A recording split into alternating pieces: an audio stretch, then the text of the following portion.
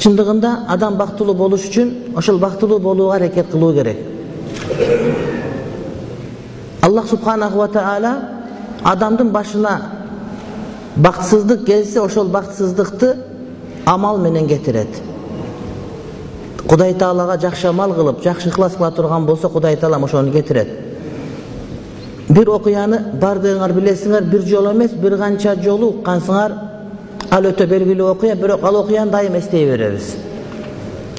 Күндөрдүн бир күнүндө 3 адам сапар тартып баратып, үчөө үңкүргө кирип, анан ошол жерден таш кулап кетип, үңкүрдүн оозу жабылып чыга албай калышат. Бактсыздык мына ошол. Бирөөлөргө бактсыздык 1 мүнөттө келип калса, башка бирөөлөргө мөөнөт менен жылдап келет, айлап келет. Мына ушул бактсыздыктан кантип чыгабыз? Ушул проблемадан кантип чыгабыз деген чоң суроо туулат. Арасында бирөөсү китеп окуган экен, илими бар экен, айтыптыр: "Келгиле, Кудай үчүн, Кудайдын астында биздин койгон аткарган жакшы амалдарыбыз болсо, ошол амалдарды ортого коюп Кудай Тааладан сурайбыз. Келгиле" дейт. Ошол 3 адам ойлонуп отуруп, амалдар көп. Күн сайын амал болуп турат. Азыр олтурганда амал, олтургандан турганда амал, кеткенде кайра келгенде амал.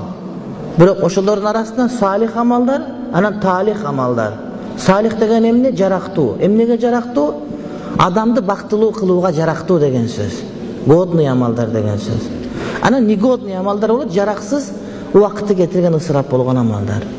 Ошол жарактуу амалдардан жок эле дегенде бир амал айта турган болсок, ошол амал иншалла жакшы болот дейт.